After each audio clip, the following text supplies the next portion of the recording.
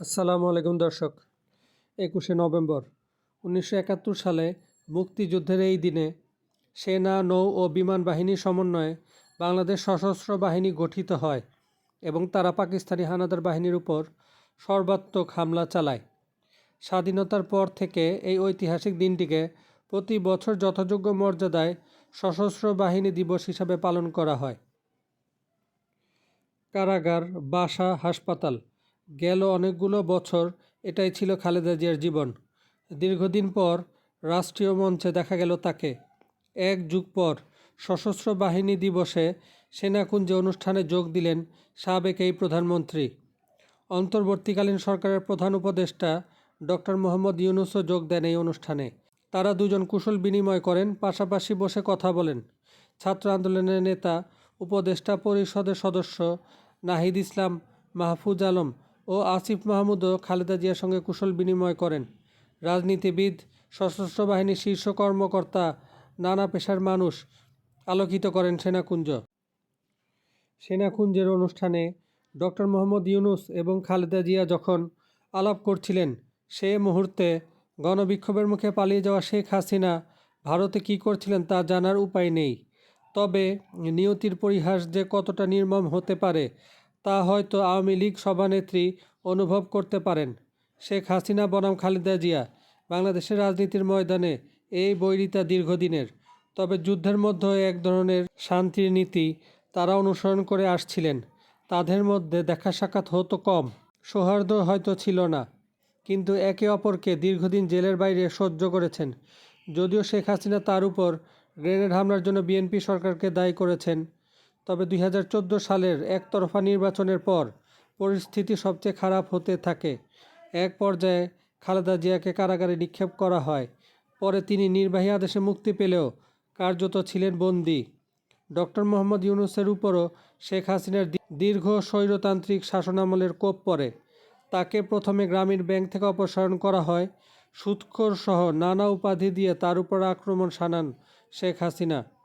এক পর্যায়ে তার বিরুদ্ধে একের পর এক মামলা হতে থাকে। আদালতের খাঁচায় বন্দি নোবেল জয়ীকে দেখে সারা দুনিয়া। 5ই আগস্ট দৃশ্যপট নাটকের পরিবর্তন আসে। শেখ হাসিনা পালিয়ে যাওয়ার পর দ্রুতই মুক্তি মেলে খালেদা জিয়ার। ফ্রান্সে অবস্থানরত ডক্টর মোহাম্মদ ইউনূস ভাবছিলেন দেশে ফিরে তাকে কারাগারে যেতে হয় কি না, কিন্তু মাতৃভূমি থেকে তার ডাক আসে সরকার প্রধান হওয়ার। ডক্টর মোহাম্মদ ইউনূস এবং খালেদা জিয়া যখন গতকাল কুশল বিনিময় করছিলেন, তখন অনেকে ভাবছিলেন বছর দুয়েক আগে তাদের নিয়ে শেখ হাসিনার করা একটি মন্তব্যের কথা। 2022 সালের 18ই মে বঙ্গবন্ধু এভিনিউ কার্যালয়ে শেখ হাসিনা স্বদেশ প্রত্যাবর্তন দিবস উপলক্ষে আলোচনা অনুষ্ঠানের আয়োজন করেছিল আওয়ামী লীগ। গণভবন থেকে ভার্চুয়ালি সেই আলোচনায় যোগ দেন শেখ হাসিনা। সে দিনের বক্তব্যে শেখ হাসিনা বলেছিলেন, একটি এমডি পদের জন্য পদ্মা সেতুর মতো সেতুর টাকা বন্ধ করেছে, তাকে পদ্মা নদীতে 2টা চুবানি দিয়ে তোলা উচিত, মরে যাতে আমাদের এটা এমডি পদের জন্য পদ্মা সেতুর মতো সেতুর টাকা বন্ধ করেছে, তাকেও আবার পদ্মা নদীতে দিয়ে 2টা চুবনি দিয়ে উঠাই নেওয়া উচিত, মরে যাতে না যায়। একটু পদ্মা নদীতে 2টা চুবনি দিয়ে সেতুতে তুলে দেওয়া উচিত। এই পদ্মা সেতুর অর্থ বন্ধ করলো ডক্টর ইউনূস। শেখ হাসিনা আরও বলেন, খালেদা জিয়া বলেছিল যে জোড়াতালি দিয়ে পদ্মা সেতু বানাচ্ছে, কারণ বিভিন্ন স্প্যানগুলো যে বসাচ্ছে ওটা ছিল তার কাছে জোড়াতালি দেয়া। জোড়াতালি দিয়ে পদ্মা সেতু বানাচ্ছে, ওখানে চড়া যাবে না, চড়লে ভেঙে পড়বে। আবার তার সঙ্গে তার কিছু দোসররাও, তাদেরকে কি করা উচিত, পদ্মা সেতুতে নিয়ে যেয়ে ওখান থেকে পদ্মা নদীতে টুস করে ফেলে দেওয়া উচিত। ডক্টর মোহাম্মদ ইউনূস এবং খালেদা জিয়াকে পদ্মা নদীতে ফেলে দিতে চেয়েছিলেন শেখ হাসিনা, কিন্তু রাজনীতির মঞ্চ কখনো কখনো রোমাঞ্চকর এবং নিষ্ঠুর। সেই মঞ্চ কাল পাশাপাশি কুশল বিনিময়ের সুযোগ করে দিল বাংলাদেশের ইতিহাসের 2 আলোচিত ব্যক্তিকে।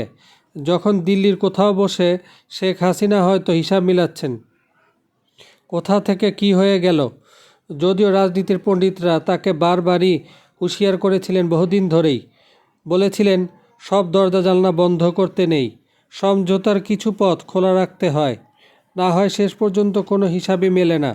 আওয়ামী লীগ নেতারাই এখন বলছেন বিএনপিকে ছাড়া নির্বাচন আয়োজন ভুল ছিল। কিন্তু শেখ হাসিনা যখন মসনদে ছিলেন তখন কেউ হয়তো তাকে সেটা বলার সাহস পাননি। অনুগত মিডিয়াও কেবল তোষামোদ করে গেছে, মনে করিয়ে দেয়নি রাজনীতিতে একসময় থামতে হয়। শেখ হাসিনা এখন কোথায়?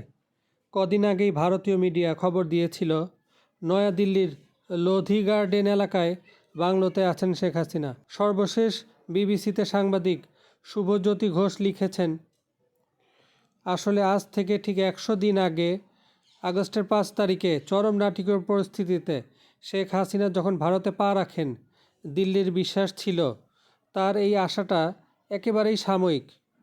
ইউরোপ বা মধ্যপ্রাচ্যের কোনো দেশে যাওয়ার আগে এটা একটা সংক্ষিপ্ত যাত্রা বিরতির বেশি কিছু নয়। যে কোনো মুহূর্তে তৃতীয় কোনো দেশের উদ্দেশ্যে তিনি রওনা হয়ে যাবেন। এই ধারণা থেকেই প্রথম 2-4 দিন তাকে সঙ্গে বোন শেখ রেহানাকে রাখা হয়েছিল দিল্লির উপকণ্ঠে গাজিয়াবাদের হিন্ডন বিমান ঘাঁটির টার্মিনাল বিল্ডিংয়েই। গেটের নিয়ন্ত্রণ ও পরিচালনার ভার দেশের বিমান বাহিনীর। কিন্তু চট করে শেখ হাসিনার তৃতীয় কোনো দেশে পাড়ি দেওয়া সম্ভব হচ্ছে না, এটা স্পষ্ট হয়ে ওঠার পর ভারত সরকার তাকে হিন্ডন থেকে সরিয়ে আনে দিল্লির কোনো গোপন ঠিকানায়। পরে তাকে হয়তো দিল্লির কাছাকাছি অন্য কোনো সুরক্ষিত ডেরাতে সরিয়েও নেওয়া হয়েছে, কিন্তু এ ব্যাপারে ভারত সরকার আজ পর্যন্ত কোনো তথ্যই প্রকাশ করেনি। সাথে থাকার জন্য ধন্যবাদ দর্শক। আসসালামু আলাইকুম।